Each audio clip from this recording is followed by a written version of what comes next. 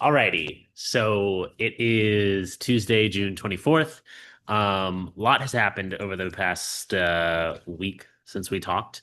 Um, we had protests, we had ICE raids, or sorry, the National Guard being deployed in Los Angeles. We've had a little conflict in the Middle East. Um, where do you want to start first, Chase? Because it seems like there's a lot. Do you want to go with the recent news, where we are with Iran versus Israel, where the ceasefire or what we think is a ceasefire is, and how Trump is handling it? Do you want to talk about that first? I say let's go back a little bit. Okay. What do you want to Give focus on? I mean, definitely like the overall chaos of the escalating situation in the Middle East, but clearly that's been a developing situation that we've been kind of hearing about. But Yeah. I think the focus seemed to be much more on the domestic front. Trying to do all these trade deals and supposedly we're supposed to have so many. I haven't seen many Yeah. actually. It's in a couple weeks is when the whole 90-day Oh, it's a pause couple ends weeks. too. Yeah. A couple weeks. Just a couple weeks more. It was actually just a couple more weeks. I mean, It's constantly. he was talking about how he got a deal done with UK, which we already had a surplus with. So that I mean that was just a give me, uh, Yeah. a handout. And now I haven't heard. I mean, it's been crickets, and I don't know. I feel like there's just been so many different things, like so many different moving parts that people kind of forgot about the whole tariff thing that's going to become an issue in a couple of weeks because we just had this escalation, which for me, I still don't understand why we directly got involved because from my understanding, from what at least my viewpoint has been this entire time, that essentially we were just going to use Israel as a proxy to go and handle the Iranian situation and whether or not they got rid of nuclear warheads. And now it just seems as though rather than just use Israel as a proxy, give them all the weapons to go ahead and handle everything, now we're getting involved. And I just don't understand why Donald Trump decided to get involved directly when he promised no new wars, he promised a lack of involvement. Because I mean, even with the Ukraine situation, even with the Palestine versus Israel situation, we never directly got involved. Now we gave weapons, of course, but we never used any planes to do carry out any missions. Whereas like now we're directly getting involved in a conflict. And that's just very odd because this was, from my understanding, the pro peace ticket. Well, so many people were saying that, it was the Marjorie Taylor Greens, the Charlie Kirks, everybody saying we're not going to get into these new wars. JD Vance, Donald Trump himself. But the thing is, why would you believe anything they said? I don't like I don't feel sorry for everybody who was so convinced that this was the pro peace ticket because you were fools. Yeah. You were fools to have believed that because one, it's not true. He was lying the whole time. And in a lot of ways, he was lying about a lot of things. Lied about And I mean, everything you except for can adding see, tariffs. yeah, I mean, I think uh, just because you say certain things doesn't mean they're not accompanying lies with it, right? Right. Because let's say with the tariffs, there's plenty of lies with the tariffs too, because it goes back and forth between different things and it's all over the place. And I think the thing is you can't tell me that this isn't an erratic policy in basically every regard for everywhere, Yeah. in tariffs, in foreign policy. I mean, you say one thing, one of your whoever the victim of the day is of your administration has to go out and explain themselves and explain what you meant, like you know and 9 times out of 10 to work with Donald Trump is to contradict yourself, Yeah. right? I mean, um as soon as, JD Vance and everybody was saying this isn't a regime change, this isn't a regime change. Regime change isn't politically correct to say, but make Iran great again. No, Like, he also said the N word. Nuke. yeah, yeah. But the thing is, I mean, that is a very big concern, and I do think that people underestimate that. I mean, what a lot of people were commenting on is Kim Jong-un doesn't get treated like this. He has nukes and he has like respect, relatively. But I think the thing is it's not just about Iran getting nukes. It's like what happens to the balance of power within that region, right? And it's not just a threat um, to Israel; it's a threat to our allies in the region. But I do think it's rich that we get to tell Iran you can't have nukes, but Israel can lie and still have nukes that we all know they have. That then they're like, we don't have nukes. It's like on the one hand, I understand from an American, national security policy type deal. Yeah, that makes sense. But from just a regular viewpoint, who are we to tell anybody that they can have nukes or can't have nukes? Right? Like, I mean, the goal of that makes sense, but at the end of the day, people can just say no. Like, they can be like, nope, I want a nuke. Yeah. And like, that's dangerous for the world because then, if people begin to not trust each other, like states, you don't trust your neighbor. Like, for example, nuclear proliferation could happen outside of the Middle East just as easily as it does there. Yeah. You know what I mean? Like, if some European countries don't feel like they're under America's nuclear umbrella anymore, they might research that, which, most likely you could look into France or something like that. But, it's the situation with China in some ways, it's like Japan and South Korea, like they're not just going to roll over if China becomes the dominant power in that region. Right. I think you would look to what strategically can get you the most power in like kind of equal footing in some ways. Obviously it would be different levels, but just the capacity to do that is really, I mean, a threat against anybody.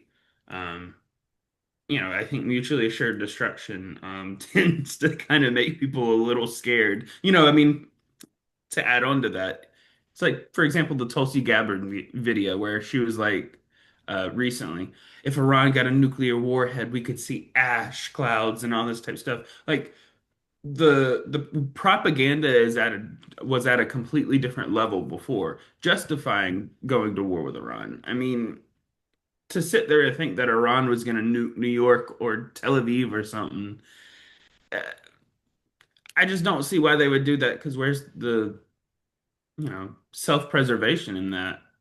Well, yeah, what's also odd to me is like we boast about how large our military is, how much spending we have in terms of like our military industrial complex, and we're fearful of a country like Iran who, doesn't have enough stability to even have a nuke by now. Like, I mean, listen, I get that they're trying to build one, and um, are we like really trying to protect our interests in Israel? Is that why we're trying to prevent a country like Iran from having it? Because like at the end of the day, like there is no fear, no threat to the United States, especially with how our defense system is set up. I mean, we saw what happened with the Israel-Iran situation when Iran began shooting missiles um, in Israel. We saw the defense system start shooting down all of those missiles, and there was no casualties when Iran did their, other than I guess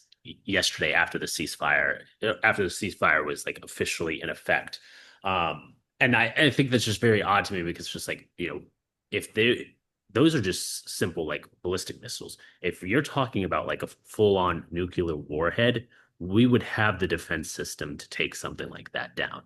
Um, I don't know. I think this whole situation is very odd to me because it seems like there's just been no communication. Trump has not been very honest or been good at communicating with his entire team. Like, you just mentioned the whole Tulsi Gabbard situation, but he also said Tulsi Gabbard doesn't know what she's talking about when saying that Iran doesn't have any nuclear weapons. Or you look at JD Vance. Apparently, JD Vance wasn't even aware that we were going and bombing Iran until he was like literally in the situation room, and they had briefed him like we're sending out fighters right now. So I mean, we're talking about your vice president. Um, we're talking about so many people like within the Yeah. administration that aren't being communicated to, that are heavily involved, are supposed to be heavily involved with situations like that.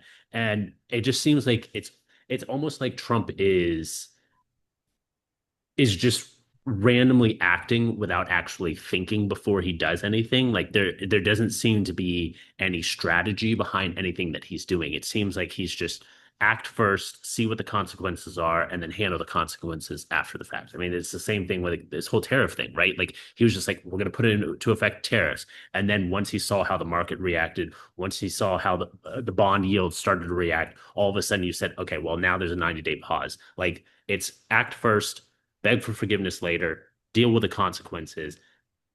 There's no strategy. There's nothing strategic about anything that he's doing. It's very abrupt. It's very impromptu. There is no guidance. There's no meaning. There's nothing in front that says, okay, this is what's going to happen next. Like he's so erratic that like I'm like before when Biden was in office, when Bush was in office, like there were certain things that you could say, okay, I can see how he's going to move, or I can see why he does this. With Donald Trump, it's just so random. I have no idea why he's doing half the things that he's doing. I think so many people like look at this situation with Iran and like, why would he do that? That's so against his philosophy, his MAGA first, America first, pro peace ticket. It's all an act. There's no values behind Donald Trump besides what makes me look good, what makes me think I look good. Yeah. How do I respond and react? Because also it's how it plays on Fox News influences him, how it plays in just circles in the media in general. Um, he reacts both domestically and foreign exactly like that. Yeah. It depends on what Iran says, it depends on what Israel says and how they react to things, and then how it makes him look. And then he reacts with that. But I also think that at the end of the day, more often than not, he's going to choose the regular old conservative route that most Republicans would take. Now, people I like to act like it's not true, but did you see that all the Republicans and neocons and even people who might be critical of Trump in certain areas, praised him for bombing Iran? They loved it. Yeah. It's because this party's not different and they haven't changed. It's George Bush too. Like, and at least George Bush wasn't as racist as this. Like, there's elements of like concern, but he was like, this is cool. Donald Trump is like, blood and soil. Everybody is awful. Like, make everywhere great again by bombing them, I guess. Yeah. Yeah. Uh, You're right. I think that you are looking at these neocons going through the traditional route of like very pro-war, even though they're, the pro-peace ticket. they weren't, and that's the thing. Like, it, the party, there is no change. It was always the same agenda. Like, they like to have rebranded. Like, we're the new Republican Party. We're working class people. Like, you're not. You don't care. Like, you wouldn't be giving tax cuts. You wouldn't be enacting interventionist regime change foreign war.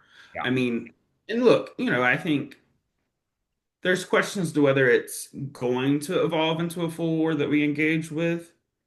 Um, but I still think that like we should probably not always have presidents deciding at whim if they want to send military forces into another country or use force, even at airstrikes.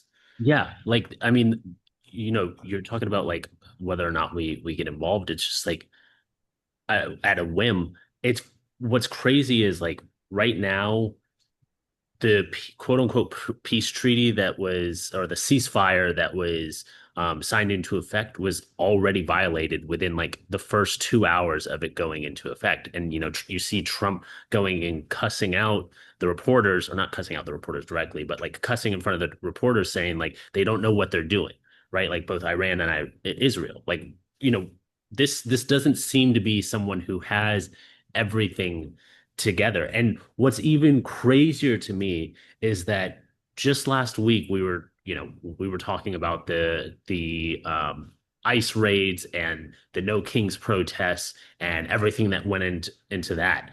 And now you won't hear a single person talk about that right now. Like everything is completely revolving around the Israel-Iran situation. And then before that, it was like, okay, well, is this big beautiful bill passing or not? Like, where are we with that? Like, nobody's even talking about all of this bill that had Elon Musk even turning on Donald Trump, had like huge Republican names like Josh Hawley, who is very pro-Trump, saying like he wouldn't, the way that the bill is written right now, wouldn't pass the bill as standing.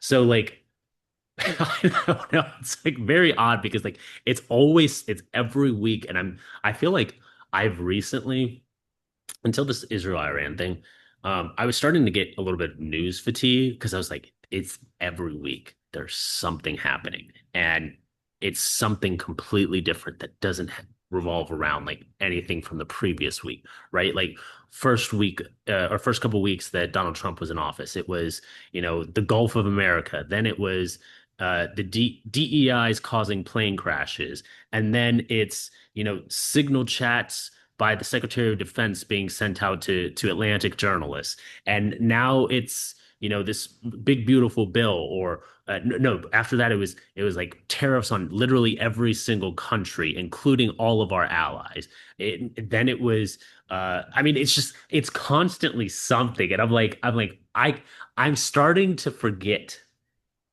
what is happening because so much, like, I could tell you all of the big things in Biden's administration, like every big moment in Biden's administration where there was like an uproar or it was like breaking news, like that, all of that is memorable because in the span of 4 years it was almost completely revolving around Hunter Biden. It was never really that in the what's it called, the classified documents case.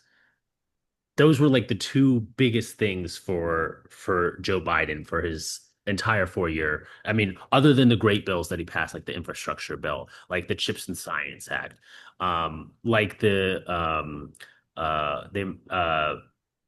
Inflation Reduction Act, like we're talking about great bills, right? Like those, all of those very memorable. Every single thing that Joe Biden did, it was very bland. It wasn't like this huge thing. Trump hasn't even been in office for a full 6 months. And it's been, like I said, it's every week. We've seen like huge protests every week because before the No Kings protest, it was the ICE raids protest. I don't even remember what it was called. Like I know that there was like an organization that helped with it. Yeah. I mean, I think that was the actual protest was so overshadowed by, look, I think people are a little dumb, and I'm just gonna say it. I don't understand what the Waymos did to you to burn them, like why you were so angry at Waymos. Whatever. I guess it's just a form of taking out your aggression. So I do think that, like, I understand where it comes from in people, but I do think that that kind of negates your entire argument because then you just look like you don't care about anything, which I think the vast majority of people aren't burning Waymos. It's very few people who do those things. Um, but I do think it's, the reaction was so over the top um, towards them, and in general with the ICE raids overall. Like, I mean, we're targeting people in ways that, to me, looks terrifying. And I'm sorry, like the ICE officials all with their masks and things like that. Like, Not having to provide identification. how am I supposed to know? Like, how is that not a danger to them? Because if you're in the South and a bunch of masked men jump out of a van at you, you might just shoot them. Like, I'm Right. sorry. And I'm sorry, I'm not going to sit there and be like, well, they should have known that these random masked men are part of ICE. They should have known. Like, how, and then you have people probably, and I've seen some clips and it's hard to tell, these days with what's a staged in, video versus what's not. But I mean, I do begin to wonder, like, how are there not just random criminals like, you know what, let's do this since ICE is doing this and like they don't have to do anything. And And there's that's no, probably exactly what's happening too. Like that's yeah. exactly what's happening. There, it is so easy to take advantage of a moment like that and say, "Well, we can get away with this because, we're seeing like you don't have to provide any identification. You're allowed to wear masks. You're allowed to drive in unmarked cars. Like all of these things that would essentially make sure that the general public is being kept safe, that they understand what's going on and what's happening to them." Is being completely removed. I mean, realistically, if I wanted to, I could go rent a white van. I could go and drive around, somewhere where they have a large Hispanic population. I could pretend to be ICE and then detain a couple people and kidnap them. It's just that easy because I don't have to provide any identification. I'm allowed to wear masks, and they wouldn't know any better. Mhm. And I mean, that's in a lot of ways, it seems like what some people wanted, like it's definitely changed because I think the longer it goes on, the more you begin to see, like, even Joe Rogan was pushing back against these, and he's like, you see people raiding work sites, going to Home Depot and snatching people who are just looking for work from there. And that's the thing that annoys me so much is we complain so often that nobody wants to work. Like for years they were saying like after COVID, nobody wants to work, everybody's lazy, all these different things. Okay, let's bring some immigrants in. Let's help them speed the process along for them to work legally. No, you don't do that. You don't want a solution to the problem. And beyond that, you know, it's not like all of these people who are now illegal were breaking the law. Yeah. Most of them were actually showing up and like going to these court hearings and things like that that they were regularly able to do. And even beyond that, you know, you revoke a bunch of people's legal status, making them undocumented, and then you complain that they're here. You did I it. and I think that's what bothers me so much about our immigration system in the United States because like it's as simple as looking how a lot of immigrants get into the United States in the first place. A large population of illegal immigrants do come in claiming asylum. So they're given they come to a port of entry, they claim asylum, they're given a ticket in order to determine a court date and whether they can actually stay within the United States. So they have to go to court to make sure. And these courts are so backed up that it's taking years before they're even getting their asylum cases. So they're just out here live on our streets or in these homes, just living a normal life, trying to find work, like you said. I mean, I'll get back to the asylum thing in a second. I, the fact that ICE started working with the IRS, Mhm. like these are clearly tax-paying citizens, or Yeah. not citizens, but they're tax-paying individuals, right? So I like, mean, I'm what? not, I think I know of so many dying towns and small rural areas that could just one or two more people would be great. It's not going to change the whole town, but it'd be nice for a little bit more population growth outside of these Atlantas and the big cities that grow and have decent economies versus areas of the country that clearly don't. The only way we were able to really grow like that, and especially historically in our country, was when we had immigrant populations coming to those areas. And, they would settle in small towns, big towns, wherever. Um, and I think, in a lot of ways, a lot of the issues that we're running into could help be solved, especially within jobs and, people we need for certain fields through immigration. And it's like, you say these people don't want to work and that they're mooching off the system. But if you give them a faster path, and I think also multiple paths, right?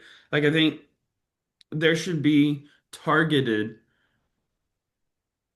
systems of immigration. Like, we had the lottery before, we have the family-based immigration, we have asylum claims, things like that. Well, I mean, why don't we just have like a vast, big workers program or something where it's like we start pairing you quicker, right? Like the issue is that these aren't ideas that people haven't had across both sides, Republicans and Democrats, but nobody wants to get there to the table to actually pass that law. Right. And then we're stuck here trying to figure it out without any real, change in probably 30 years or more.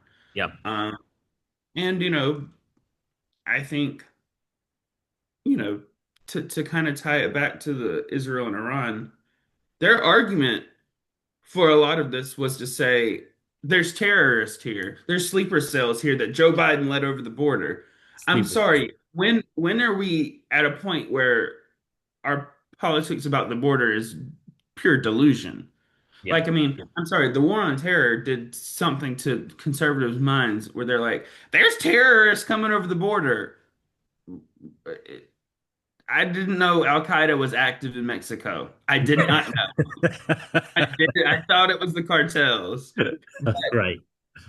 I think it's so funny because there's like this threat, and look, it's not a completely made up concern. I get it, but not to the point of paranoia that I'm gonna sit there and basically go on these raids that seem like I mean, to me, it's not much different than people being snatched in Germany by Hitler. Like, yeah, it's different in some ways because you're not sending them somewhere to get killed, Right. but at the same time, you're snatching them up for who they are, and really with no regard for if they're citizens or not. I mean, Yep. American citizens have gotten arrested, but clearly, you know, often, and look, it's not just like I think at first they would target people who are of immigrant descent in general, or often Hispanic Americans, anybody that speaks Spanish, target. But it's Anybody from also anywhere, anything south of Texas is being targeted. eh, even Southern Texas. That's controlled too. But the the reality of it is that what they can do to an immigrant, they can do to you. Yep. But like people, I think sometimes also people sit in this only certain people are going to be targeted. No, no, no, no. If they are able to target just anybody they want on the street, if you get in their way, they might target you too. And that's I think a level that we haven't really dealt with in America to think about. Sure, you could even agree with the deportations and things like that. But don't you think it's just a little strange that then they arrest American citizens with it? Yeah. Don't care if you have ID or anything like that. Say where are you really from, Yeah. right? Like we know what that means. We know, and I mean, frankly, years down the line, we'll identify it as racism, as what it was, because you know, we literally have done these things before, Yeah. and 9 times out of 10, when we've done these immigration raids and things like that before, we've rounded up people, regardless of whether they were citizens or not, and we would deport them and get Yep. rid of them.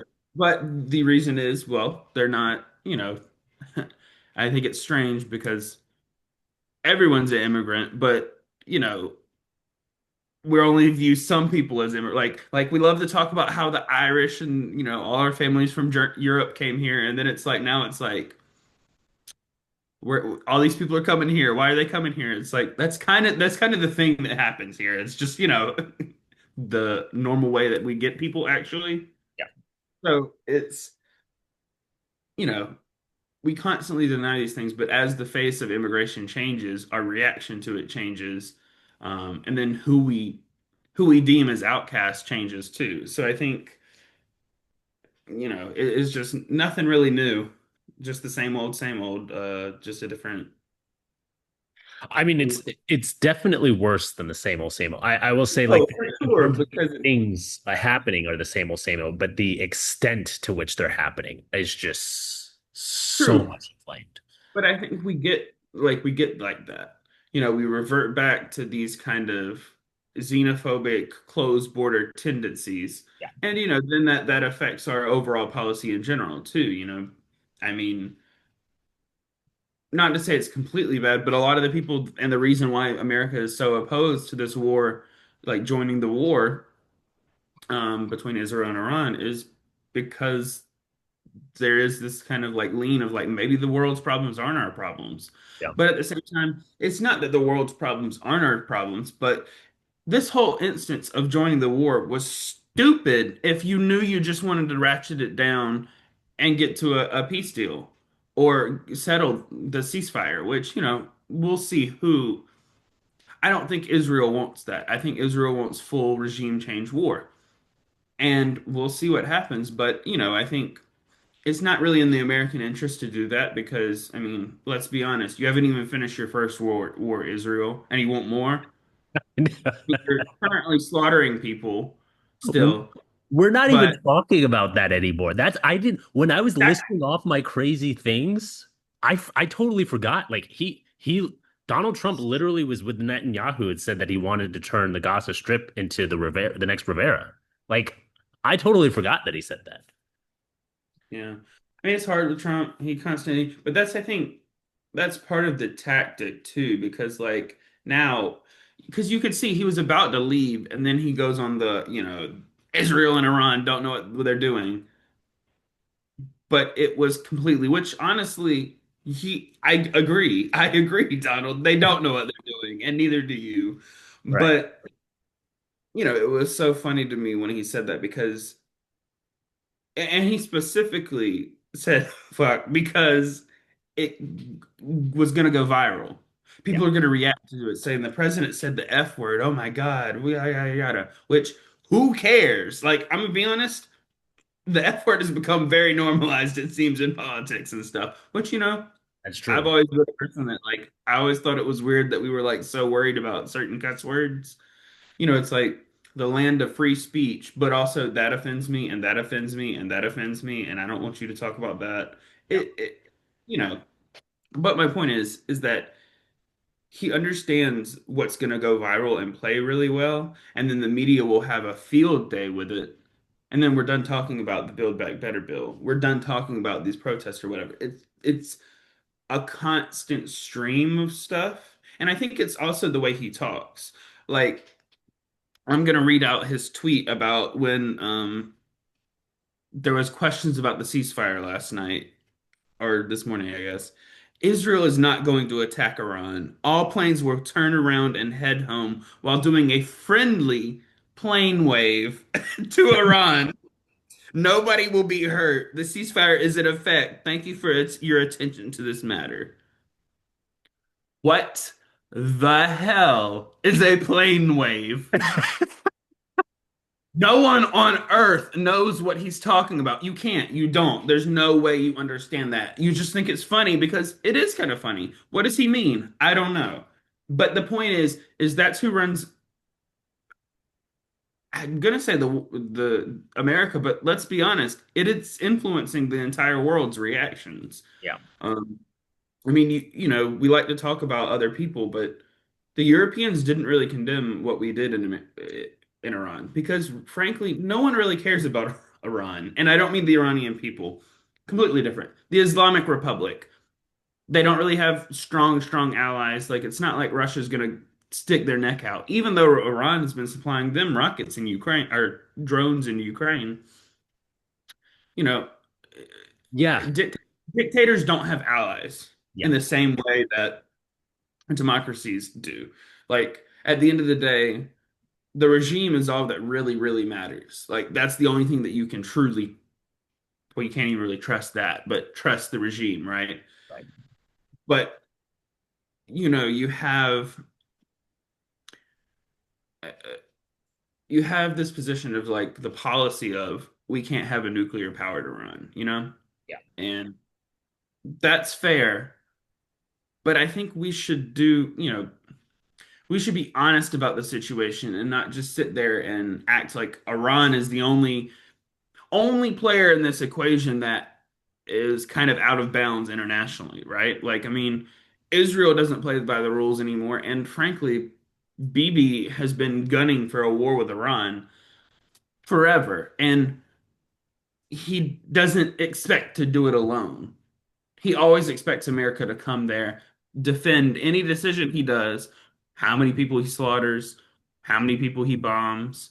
And it's like when you have two parties like this, it does get to a point where people are like, what do you do? Like this has been a constant issue. So how do you solve it without, honestly, some sort of regime change to in some way? Not to say I support it, but if Iran, I mean, if Israel's logic is that this regime is just completely against our existence in this region, they're not, I don't think they're ever going to stop until they get their way. So I got a question for you before, because I know we're about to run out of time. Yeah. Uh, where do you think this leads? Like, what do you think happens over the next week? Because I feel like there's just been so much uncertainty. There's just been so much ups and downs. There's been so much confusion.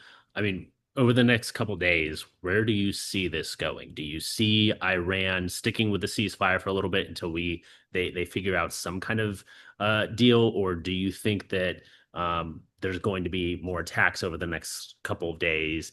And do you, if there are, do you see the United States intervening in any capacity? Sorry, long question, I know, but like I said, we only have 2 more minutes left, so I'll let you wrap it up on this. I'm not sure, honestly, and I think no one is at this point in some ways. I think despite everything, we can kind of see how all three of these players in this were calling each other, telling each other they were about to bomb, which one makes me question why anyone in leadership is in leadership. I think everyone is stupid.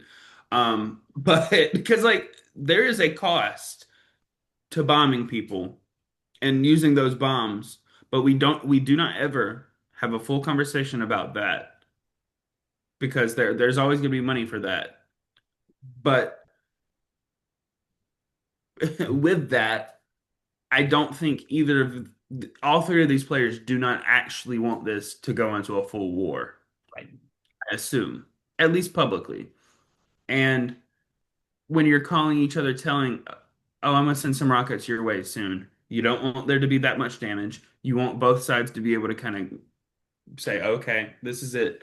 Yeah. But how? I mean, what does that look like? Does the Iranian regime think that it's in their best interest now to make a deal?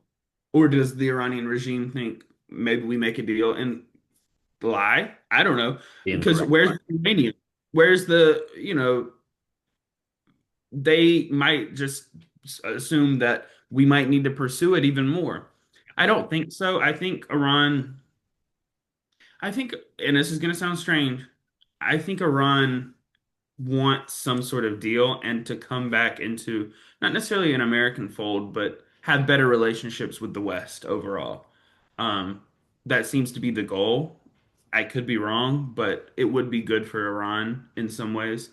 Um, so